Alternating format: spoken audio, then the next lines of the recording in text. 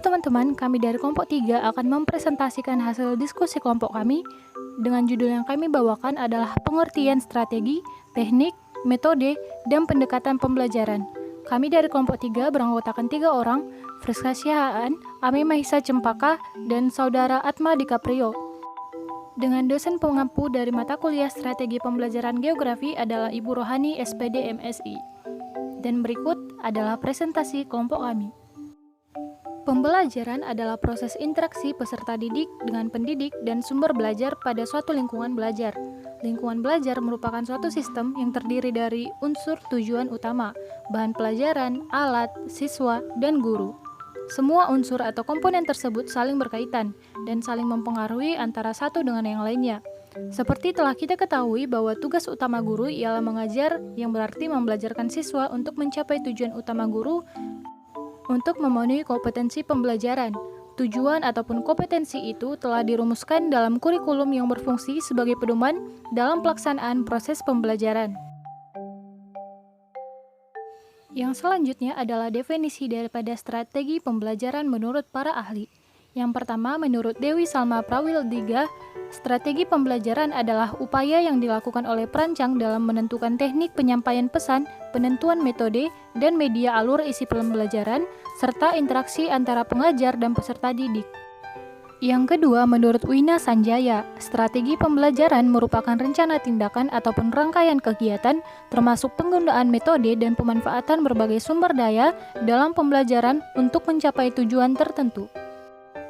Dari beberapa pengertian strategi pembelajaran, dapat disimpulkan bahwa strategi pembelajaran merupakan pendekatan dalam mengelola kegiatan dengan mengintegrasikan urutan kegiatan, peralatan, dan bahan, serta waktu yang digunakan dalam proses pembelajaran untuk mencapai tujuan pembelajaran yang telah ditentukan secara aktif dan efisien. Adalah sebagai berikut. 1. Strategi pembelajaran langsung. Strategi pembelajaran langsung merupakan bentuk dan pendekatan pembelajaran yang berorientasi pada guru. Dikatakan demikian, sebab dalam strategi ini, guru memegang peran yang sangat dominan. Melalui strategi ini, guru menyampaikan materi pembelajaran secara terstruktur. Yang kedua, strategi pembelajaran cooperative learning.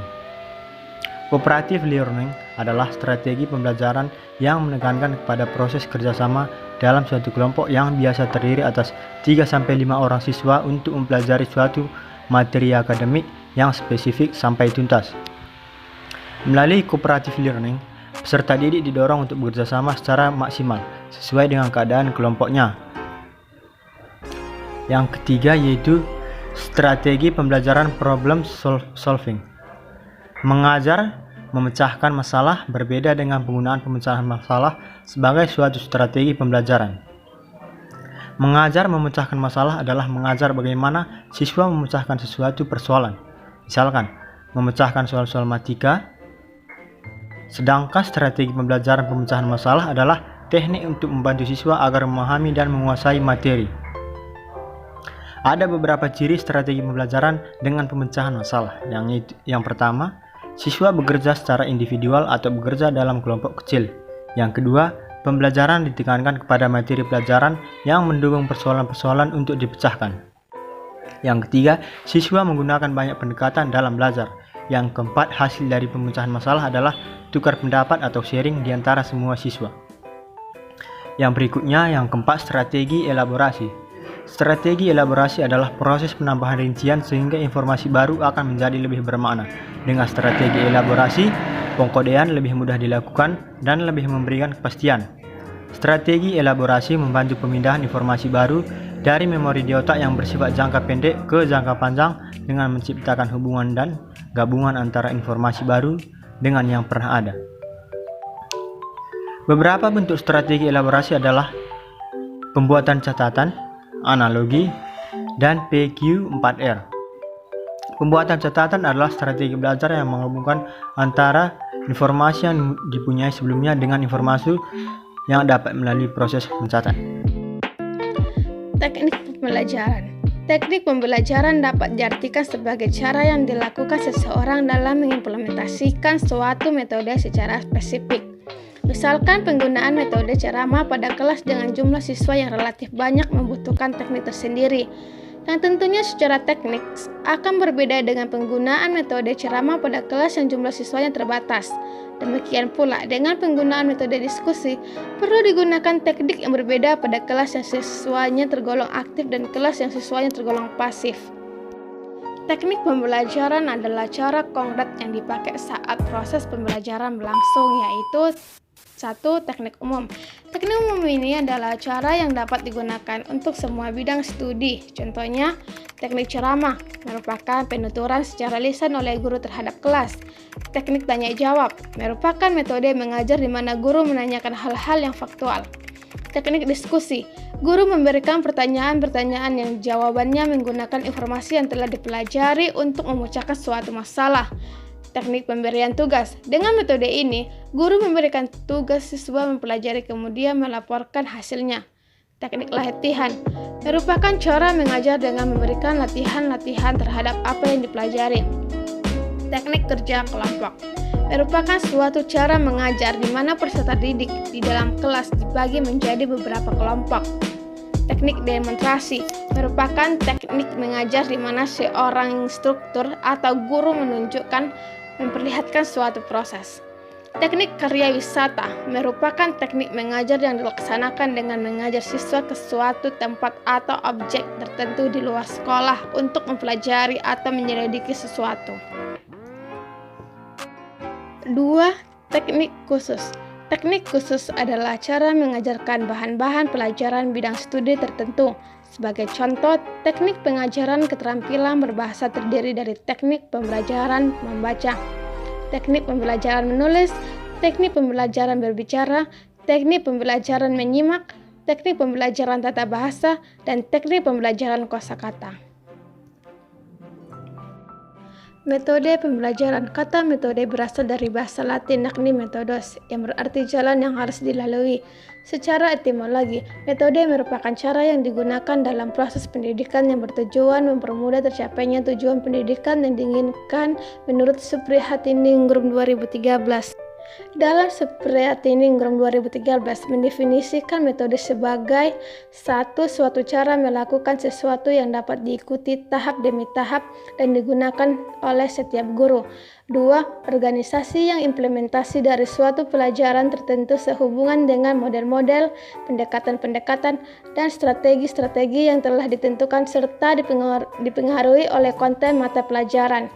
Dan ketiga, sejumlah kemungkinan bagi guru dalam memutuskan cara-cara kerja untuk kelompok-kelompok maupun kelas-kelas dan berdasarkan pada program-program belajar dan skema-skema kerja. Ada beberapa jenis metode pembelajaran. 1. Metode ceramah.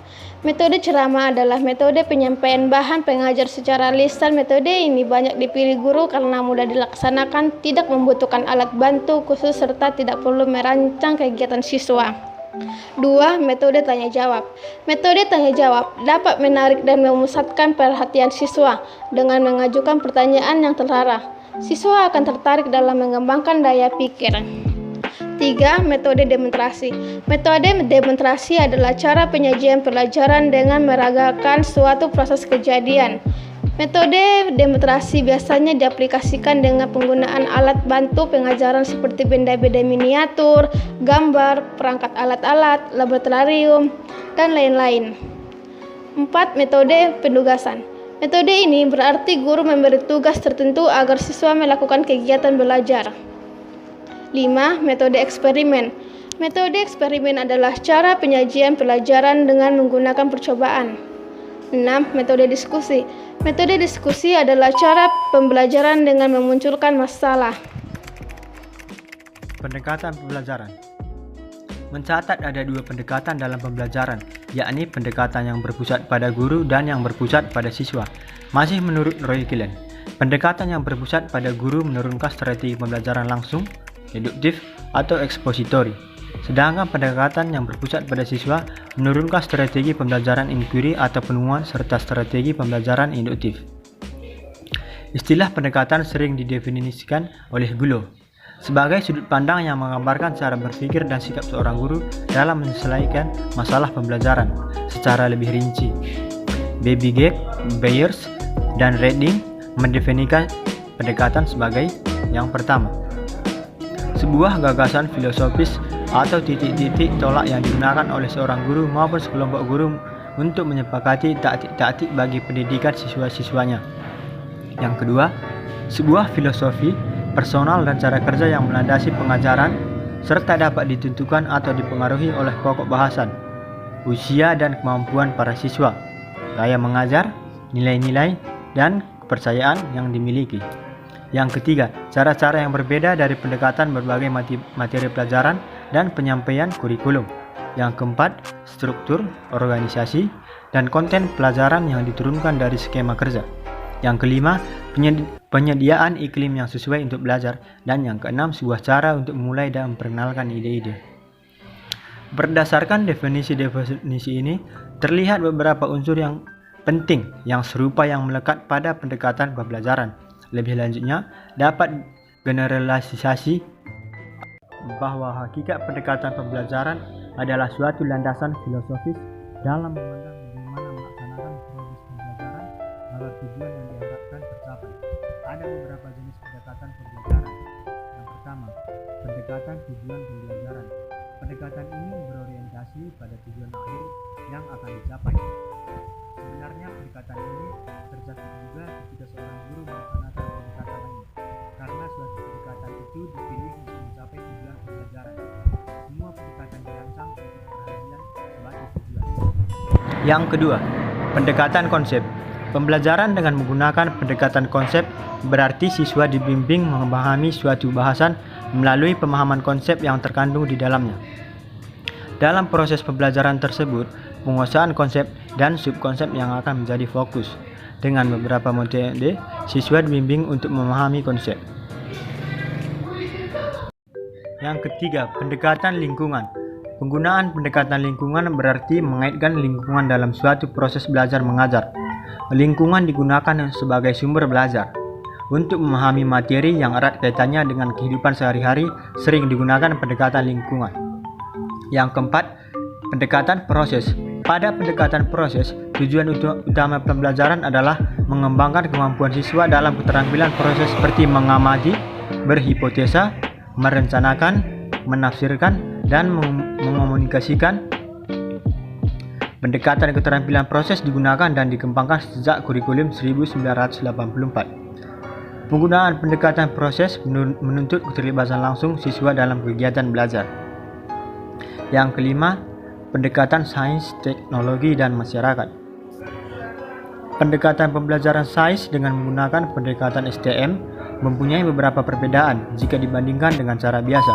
Perbedaan tersebut ada pada aspek, kaitan, dan aplikasi bahan pelajaran, kreativitas, sikap, proses, dan konsep pengetahuan. Melalui pendekatan STM ini, guru dianggap sebagai fasilitator dan informasi yang diterima akan lebih lama diingat. Sebenarnya, dalam pembelajaran dengan menggunakan pendekatan STM ini, tercakup juga adanya pemecahan masalah. Tetapi, masalah itu lebih ditekankan pada masalah yang ditemukan sehari-hari, yang dalam pemecahannya menggunakan langkah-langkah ilmiah. Yang keenam, pendekatan penemuan. Penggunaan pendekatan penemuan berarti dalam kegiatan belajar, siswa diberi kesempatan untuk menemukan sendiri fakta dan konsep tentang fenomena ilmiah. Penemuan tidak terbatas jika menemukan sesuatu yang baru. Pada umumnya, materi yang diberikan sudah ditentukan oleh guru. Demikian pula situasi yang menunjang proses pemahaman tersebut. Yang ketujuh, pendekatan pemecahan masalah. Pendekatan pemecahan masalah berangkat dari masalah yang harus dipecahkan melalui praktikum atau pengamatan.